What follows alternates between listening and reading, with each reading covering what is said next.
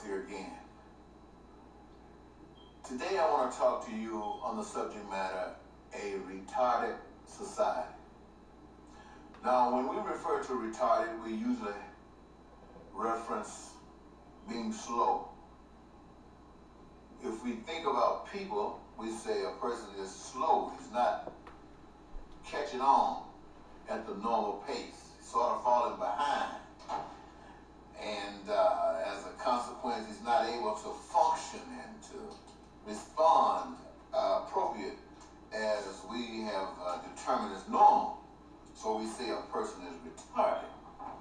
And so when I say that a retarded society, I'm saying a society that has not learned from the information that has been made available to it, that is kind of slow in its progress. It needs a little bit more education, a little bit more guidance. And sometimes we think that when a person is retarded, they're probably going to stay that way. And so a society that refuses to grow is retarded. A lot of times we don't understand why a society might be retarded, but people usually just have a genetic situation that causes them to individually be retarded. But a nation can be programmed to be retarded. It's like part of slavery. And to give you an example of what I mean about slavery being a process that is used in retardation, it's like education, a system that educates its people, allow their people to learn certain things but restrict other things, learn how to follow rules and be obedient but not learn how to think. And a good example of that would be a motorist driving in the middle of the night. They get to a red light, look around, there's no traffic there, just a light and just one motorist. But that motorist will stay right there because that light is red, and they will not move until that light turns green. Now, anybody who had the ability to think know that a traffic light is there to guide, conduct traffic, to prevent hazardous situations, wrecks, and etc. But being the only motorist out there, there is no threat of danger or a wreck or anything of the sort. So a person who's thinking would recognize that it's okay to move on. But a person who's been taught and controlled by the light to follow the rule, a slave will never move. So how many of you could admit that in a situation like that, you are a slave? And if you are a slave to that, you can bet your life you are a slave to a lot of other things that's going on in the society. And to this, I would refer to this society as a retarded society. I remember, as you have heard me say, I've been out here for some 33 years trying to see if I could educate this society, wake this society up. I've even run for some prominent offices that I have got no respect, no vote, no concern, no anything. I can understand why the media won't report anything that I say.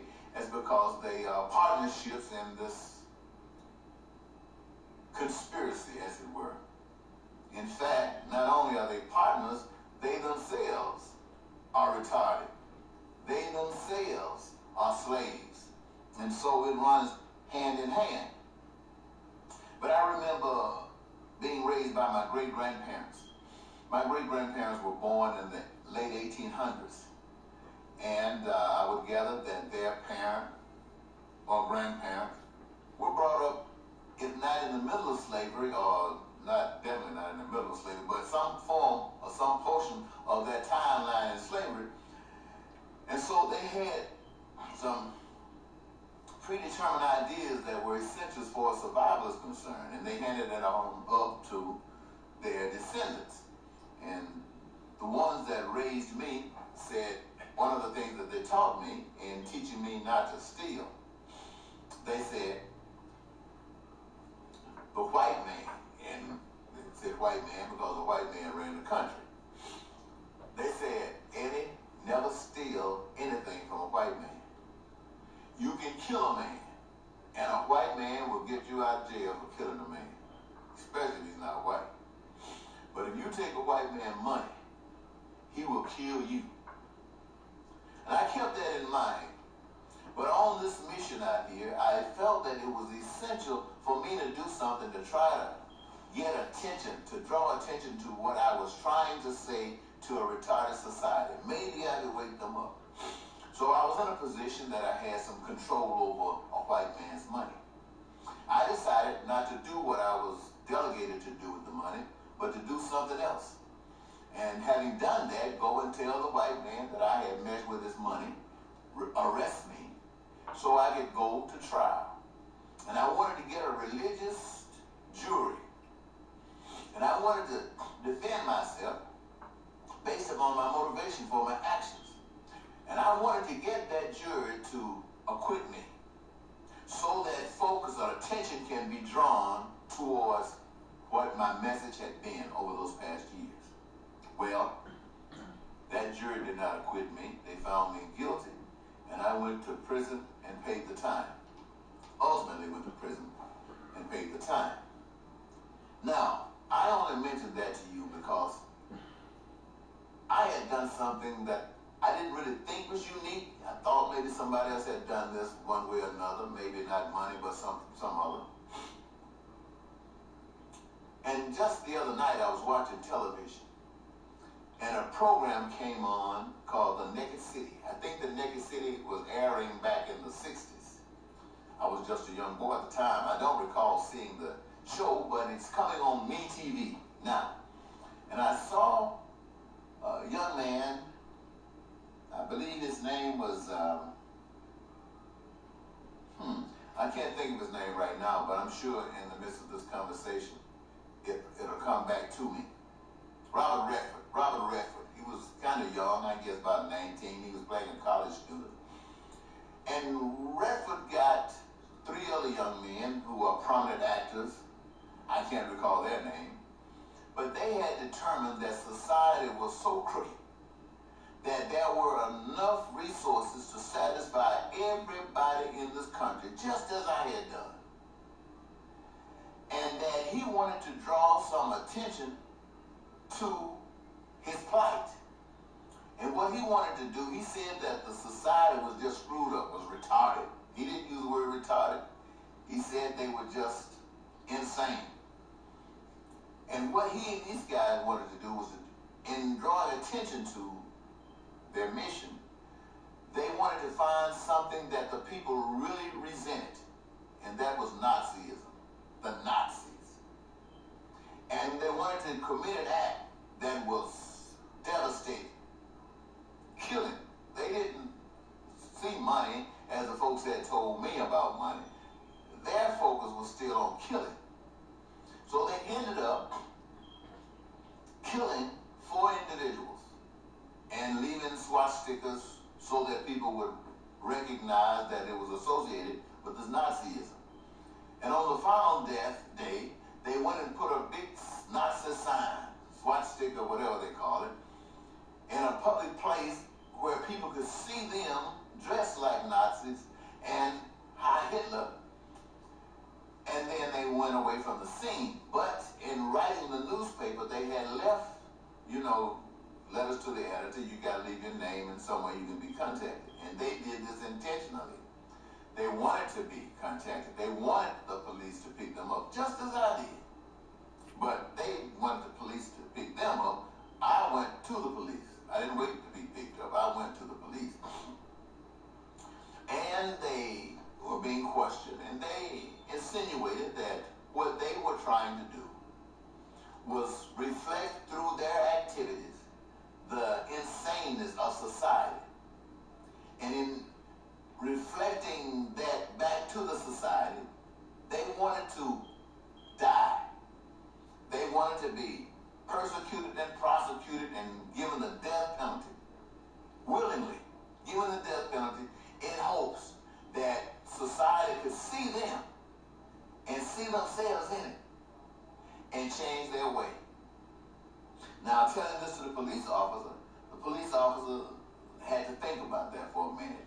And I'm sure he thought that if these guys were actually prosecuted and convicted, that maybe their message would get around and people would see themselves in this, and it might have a great impact on society.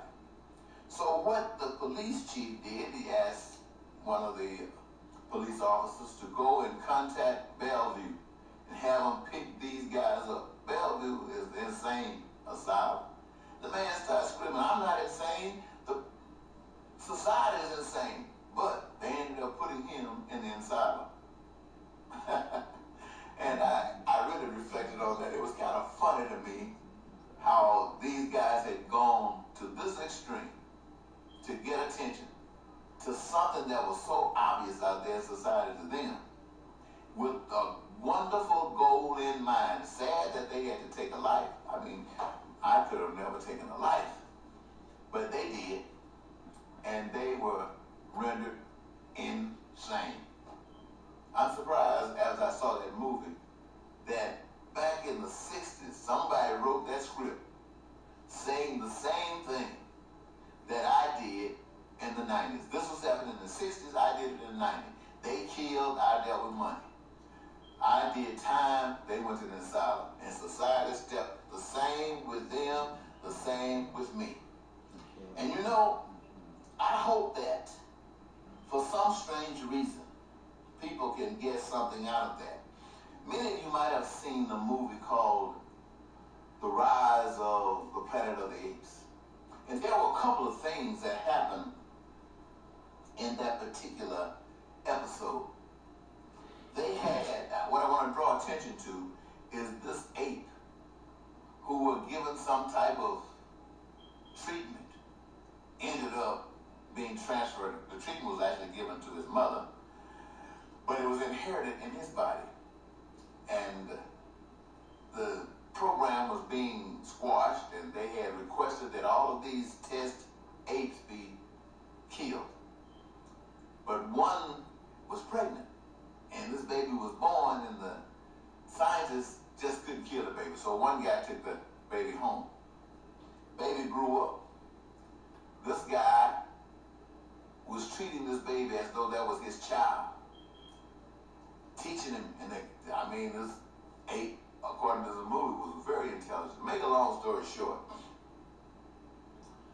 the ape found himself in some situation that had to separate ape from man. And as this became evident that it was going to be the reality, the boy, the scientist, wanted to get the ape to come back into his human domain, that he would protect him. Isn't that always something somebody want to protect you? He even called himself the ape's father because he raised him.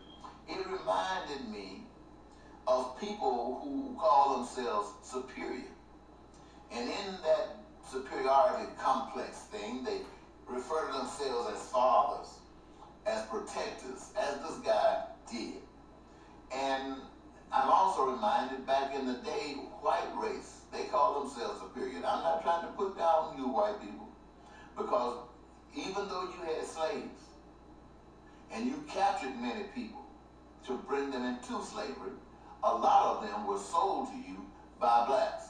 So I'm not trying to put you down, nevertheless. I'm just using this to show how people want to consider themselves as being superior to others. And another situation, we got Israel calling themselves the chosen people of God. That has got to be as crazy is when God made all people. And God is not like us in that he's prejudiced. God made all of us, and we are all his children. And then there's another group that call themselves superior. They call themselves elite.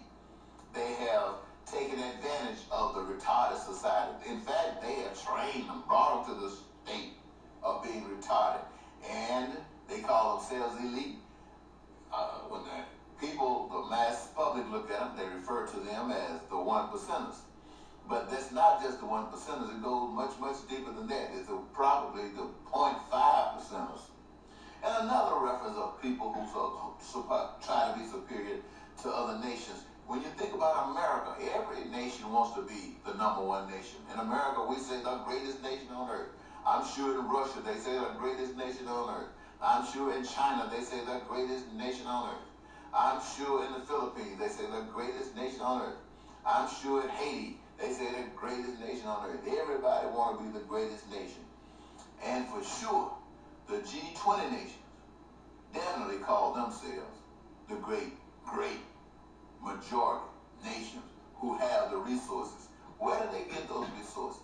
They come to those resources just like anybody that calls themselves superior to others have done a disservice to those for which they have put down. Now, what I'm saying to you is not a mystery. There have been guys who you have held in high esteem, who have tried to inform the public about things that are going on. And these guys, having done this, were killed. Guys such as Gandhi, guys such as Abraham Lincoln, guys such as Martin Luther King and Malcolm X. And I believe that even though the Kennedy boys might not have been there in the beginning, they evolved to a status worthy of them being killed for the messages that they were giving out to the people, not conforming. And what I'm basically saying, ladies and gentlemen, is that this society, this retired society, is controlled and ruled by Satan. I'm talking about a spirit. But that spirit lives in individuals. And those individuals I call devils. And those who conform to those devils I call little demons. And that is all of the world, including America. And I have asked you time and time again to consider making me president of the United States, because I have a vision for this country and the world that I've never seen a president advocate. Now, I don't really want to be president of this nation as this nation is. There are some requirements. There are some conditions that I would agree to serve you, the people, as your president. And one is that you get rid of all these politicians that serve special interests. Now, I can't work alone, so who would you replace them with? I have no idea, but I'm sure that there are men in this country and women who speak to the public just as I do. But they are unrecognized, unknown, because the powers that be have squashed them and kept them in the dark as far as the public is concerned, just as they have me. But of those of you who decide that you want to change, that you're tired of being retarded, that you're tired of being controlled, tired of being manipulated, and you are willing to take a chance in playing a part in your freedom, then you can write my name in on a ballot as the next president of the United States. Now, if I don't get it, it doesn't mean a thing.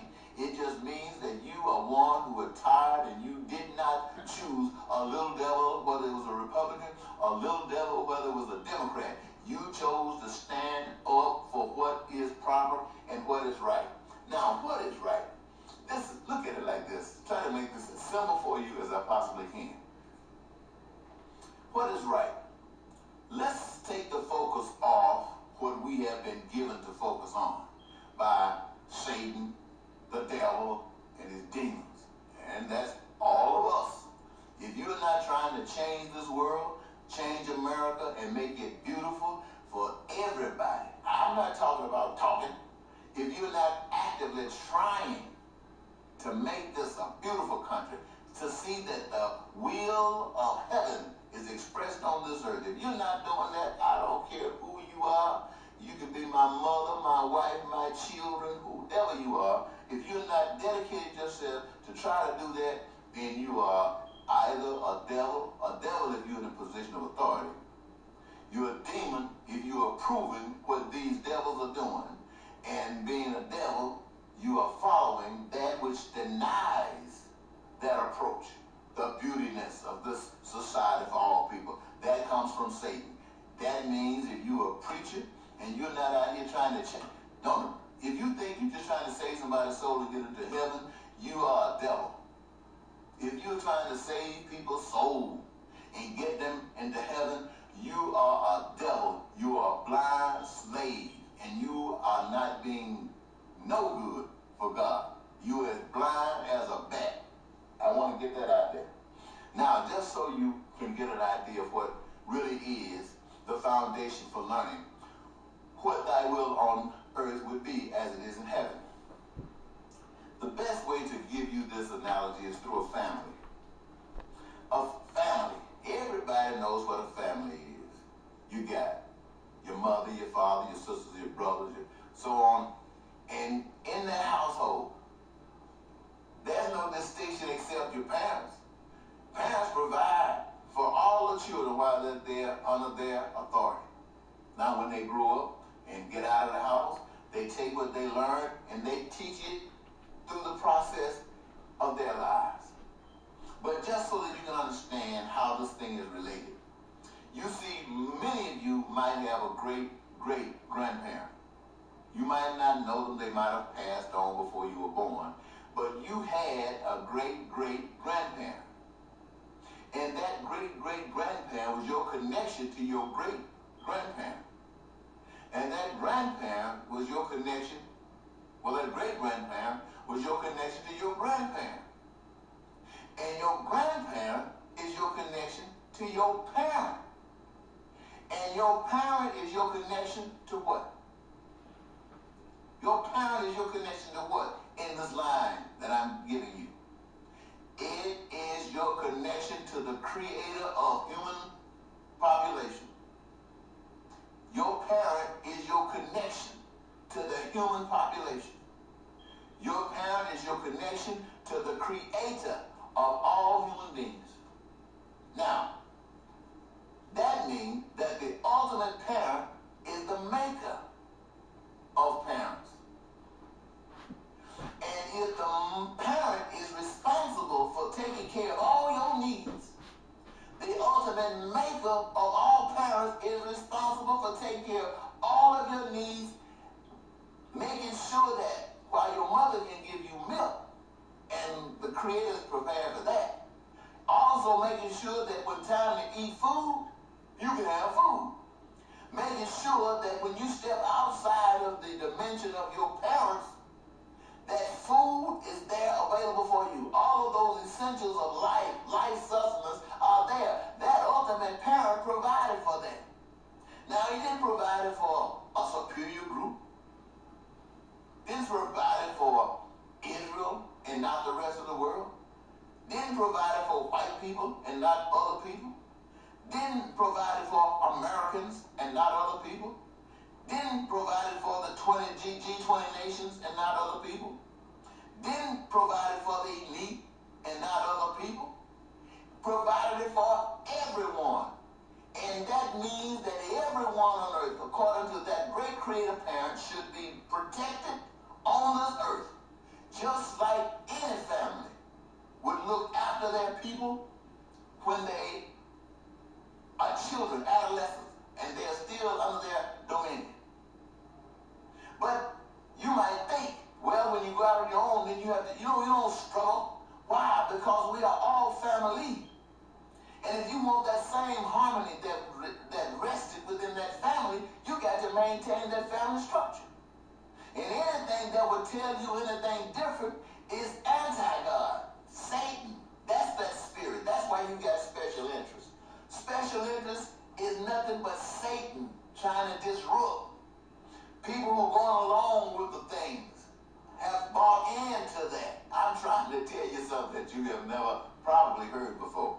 Now, what I'm telling you is a thing that gets people killed.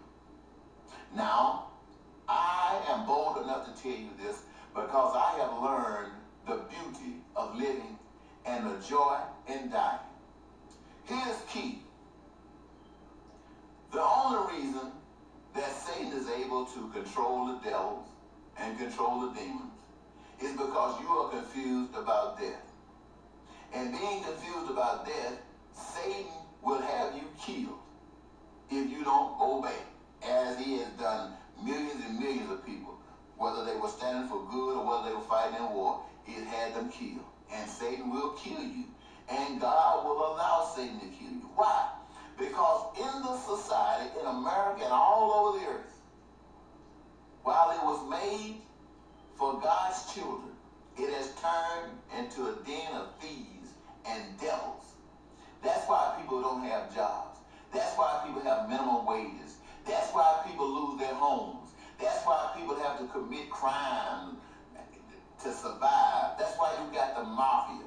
That's why you got gangbangers. That's why you got prostitutes. That's why you got drug dealers. That's why you have hate out here in the societies. Because people know that things are not going proper, and it seems as though nothing they do will get it to go proper, so they just go out there and do all of these different things that Satan says is okay. It's okay, long as you're not doing that which brings harmony. And so when you try to bring harmony, you got to die. But the secret that God has set up is this. A God spirit-filled person is not afraid to die because he does what is proper to do. And many of you have had dreams. You have had dreams that you hated to be awakened from. You've had dreams that you just wish while you were in the dream that somebody would shake you and wake you up and take you out of that nightmare. Well, let me tell you what those things are for. A lot of you don't know what they're for. The people who have talked about them in the past don't know what they were talking about. So I'm going to tell you what those dreams are for. Those dreams are indications. Those are messages from the spirit world to let you know what the afterlife, when you pull off these clothes, and I'm not talking about this shirt, I'm talking about when you pull off this head, when you pull off this arm, when you pull off this neck, and this eye, these eyes, when you pull all those things off and put them in the trash can and they turn to dirt, your spirit going someplace. And if you have lived as though you know what a family is like, if you have lived committing yourself to make sure that every ounce of your being advocated for that family, when they kill you, or if you keep on fighting, they don't pay any attention to you and you die, you wake up in one of those dreams that you are so glad nobody will woke you up from. But if you out here being a demon, if you out here being a devil, and Satan, well, we can't see him. It's just a spirit that lives in the devil and lives in the demons. That means if you're doing anything other in your lifetime than trying to make things right, when you die, you're going to wake up in a nightmare.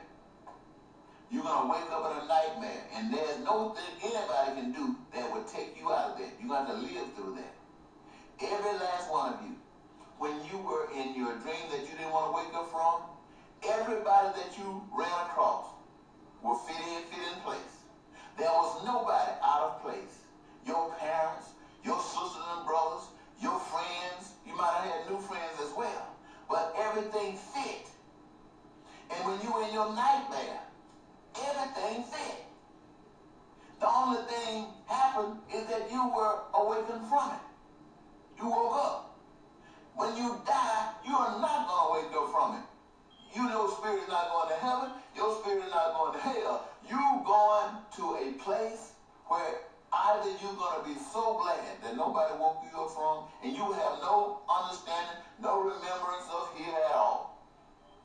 Or you will be at a place where you just wish it was a dream that somebody's going to wake you up from, but nobody will wake you up. You have to live through that hell, just like you're causing the hell that people are living through today. You are causing the hell that people are living through today. You got presidential candidates out there right now running to lead you, and every last one of them can't do nothing but make this hell worse for you, because they have no concept and no respect for God. They have no respect for God, because having respect for God means having respect for everybody, not just in America, but surely America, but everybody on the planet. They don't have that. And if they tell you they have that, they are a lie. I have listened to them speak. Not a single one of them have any idea about how to get universal health care in this country. Not a single one of them have an idea of how to get everybody employed in this country. Not a single one of them have an idea of how to get everybody educated and have health care. In fact, if they thought of it, the first thing they would stop them is that they would say it's socialism or communism. Anything to stop it from happening. But not a man of God people of God would follow that.